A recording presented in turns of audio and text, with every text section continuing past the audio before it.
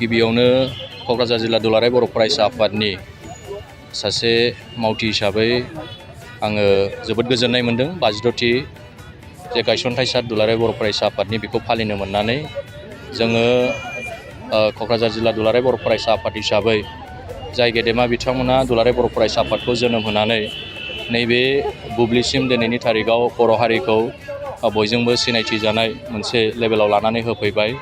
दा बेनि थाखाय जाय गेदेमा बिथांमोना दुलाराय बर' फरायसा आफादखौ जोनोम होनानै हारि आरो थांना थानायनि खौसेथिनि थाखाय बिथांमोना जोंनो मोनसे बिबान होलांबाय। बै बिबान होलांनाय गेदेमा बिथांमोना जोंखौ जे मोनसे फोरोंलांबाय हारि हिसाबै जाथि हिसाबै थांनानै थानो, आरो बै गेदेमा बिथांमोनखौ आङो गिबियाव बिथांमोननि खाथियाव खर' गंलायै आर'ज गाबहरबाय। जाय दुलाराय बर' फरायसा आफादखौ जोनोम होनानै जोंनो मोनसे जे थांनानै थानायनि हारि हिसाबै जाथि हिसाबै थांनानै थानायनि बेखौ जोंनो फोरोंलांबाय। दिनै जोङो जिल्ला आफाद हिसाबै फुंबिलिनिफ्राय गाहाय मावख' माइबं देरायाव फालिनानै दुलाराय बर' फरायसा आफादनि गोथार फिरफिलाखौ उरायहोनानै लोगोसे गायसनगिरि आफादगिरि नेहाथारिजों लोगोसे बड'फा उपेन्द्रनाथ ब्रह्म बिथांमोननि मुसुखायाव साथि बावनाय आरो दिनै 12 रिंगानिफ्राय जोंनि जे सावरायमेल जों लोगोसे 3 रिंगानिफ्राय गोलाव हान्जा सुरनाय एबा रथ जात्रा, लोगोसे 5 रिंगायावहाय जोङो बड'फा चिल्ड्रेन पार्कआवहाय गोजोन आरो खौसेथिनि थाखाय जों आलारि बाथि फोजोंनाय बे हाबाफारियावहाय जों जेसेबां जों हांख्रायदों ओनसोलनि जोंनि गेदेमा सुबुंफोर, कलेज इउनिभारसिटियाव फोरोंबाय थानाय बिबुंगोराजों लोगोसे दुलाराय बर' फरायसा आफादनि बारग' दैदेनगिरि, लोगोसे दखरा आफादनि दालाइसा आफादनिफ्राय लानानै फरायसालिमा आरो इउनिभारसिटिनि गासै एबसुनि मावथि बिथांमोना, फरायसा बिथांमोना जों जेसेबां हांख्रायहरदों बिथांमोना फैनानै दिनैनि जे हाबाफारि रेलिनिफ्राय लानानै सेमिनार बेखौ मोजाङै जाफुंसार जाहोदों।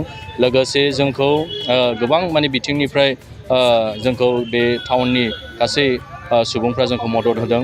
दा दिनै आङो दिनैनि जे हाबाफारि बेखौ जाफुंनायाव बिथांमोनखौ आङो थोजासे साबायखर बावहरदों।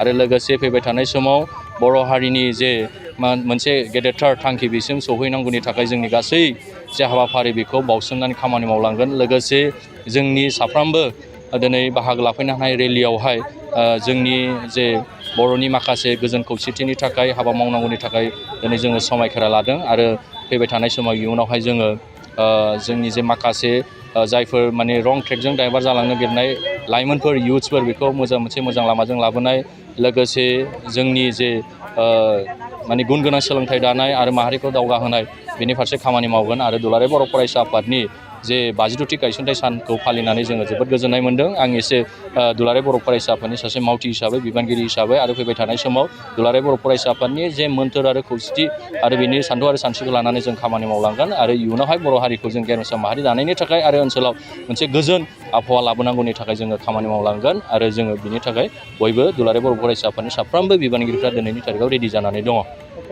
बियो दिनै क'क्राझारल' नङा, आसामनि गुबुन गुबुन बा भारतनि गुबुन गुबुन थावनियाव दिनैहाय ड्राग्सनि बा बिदि गाज्रि एलक'हल बाहायनाय बा निसा बाहायनाय, फेग्रा मुवा बाहायनाय बियो गोबां नुनो मोन्दों। आसामनि आथिखालनि चिफ मिनिस्टार माननीय डक्टर हिमन्त बिश्व शर्माया मोनसे समाव बुंदोंमोन आसामखौ ड्राग्स आरो जौ जुवा फेग्रा मुवानिफ्राय मुक्त खालामनो थाखाय जेबादि खामानि मावदों, बेवहाय माखासे प्रशासन बिथिंनिफ्रायबो दिनै खामानि मावदों। आरो दुलाराय बर' फरायसा आफाद हिसाबै जोङो थांनाय गोलाव समनिफ्रायनो जोङो जोंनि लाइमोनफोरखौ बा जोंनि समाजखौ जोङो जौ जुवा आरो फेग्रा मुवानिफ्राय जोङो गोजान जानांगौ होननानै बुंदों। दा दिनैबो क'क्राझारावहाय दाख्लै बावैसो थांनायावहाय गोबां मानसिफोरखौहाय बिनिफ्राय रेस्किउ खालामनो हादों।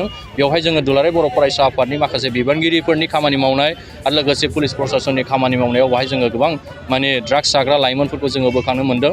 आरो बेवहाय गोबां जोङो फालांगिरिफोरखौ जोङो दिनै जोङो संदानबाय थादों। जाय बिथांमोना दिनैहाय गुबुन जायगानिफ्राय गुबुन हारिनि मानसिफ्रा दिनै जोंनि ओनसोलाव बर'नि मोनसे मैखोम जायगा, बियो बर'नि उथुमै क'क्राझार सहर, बेखौ दिनैहाय जोंनि बर' लाइमोनफोरखौल' नङा, गुबुन गुबुन हारिनि लाइमोनफोरखौ दिनै दंस' खालामनो थाखाय दिनै गुबुन हारिनि मानसिफ्रा बेबायदि फेग्रा मुवा फाननानै इउज खालामहोनानै जोंनि लाइमोनफोरखौ दंस' खालामनायनि मोनसे षड़यन्त्र बेखौ दिनै खालामदों। दा बेनि थाखायनो बे ड्राग्स आरो जौ जुवानिफ्राय मुक्त जानो थाखाय जोंनि लाइमोन साफ्रोमखौबो जों खावलायदों। आरो फैबाय थानाय समाव बेखौ जोङो खामानि मावनो हागोन होननानै बुङोबा जोंनि लाइमोनफोर आरो जोंनि मोनफ्रोमबो बर'नि माहारियारि आफाद आरो फसंथानफोरनिफ्राय बयबो जुदि रेसपन्सिबिलिटि दायित्वखौ जुदि जों जयै लालायलायोबा अब्ला जोङो बेनिफ्राय ड्राग्स मुक्त खालामनो हागोन आरो जोङो माखासे निसा बुस्थु बाहायनाय बेनिफ्राय मुक्त खालामनो हागोन, नङाबा हानाय नङा। फैबाय थानाय समाव जों जुदि बयबो गाव गावनि गथ' गथायनि थाखाय रेसपन्सिबिलिटिखौ लायाबा जाबा जायहा दिनैहाय गथ'आ देरबाय होननानै फिसा फिसौफ्रा देरबाय होननानै दिनै रेसपन्सिबिलिटि थाया बिथांमोनहा जेनेरेसना मालाबा नङा मालाबा फैगोन अब्ला बै बिथांमोननि थाखाय सोर आवाज होगोन सोर बाथ्रा बुंगोन बेनि थाखायनो दा आंनि आपिल दुलाराय बर' फरायसा आफादनि सासे मावथि हिसाबै फैबाय थानाय समाव जोंनि साफ्रोमबो गुन गिदिर बिक्ति बिथांमोनहा बयबो रेसपन्सिबिलिटि लानानै दायथ' लानानै बे निसा बुस्थु आरो ड्राग्सनिफ्राय गोजानाव जानायनि थाखाय बयबो दायथ' लायो आरो जोङो जुदि बेबायदि माखासे जोङो संदाननो हायोबा पुलिसनो इनफरमेसन नङाबा दुलाराय बर' फरायसा आफादनि मावथि बा गुबुन गुबुन माहारियारि आफादनि मावथिफोरनो जोङो इनफर्म हरनानै जोङो बै मानसिफोरखौ जोङो बेनिफ्राय गैया खालायनायनि थाखाय जों खामानि मावनो बेखौ जोङो दिनै दुलाराय बर' फरायसा आफादनि जानानै बयखौबो आपिल खालायदों।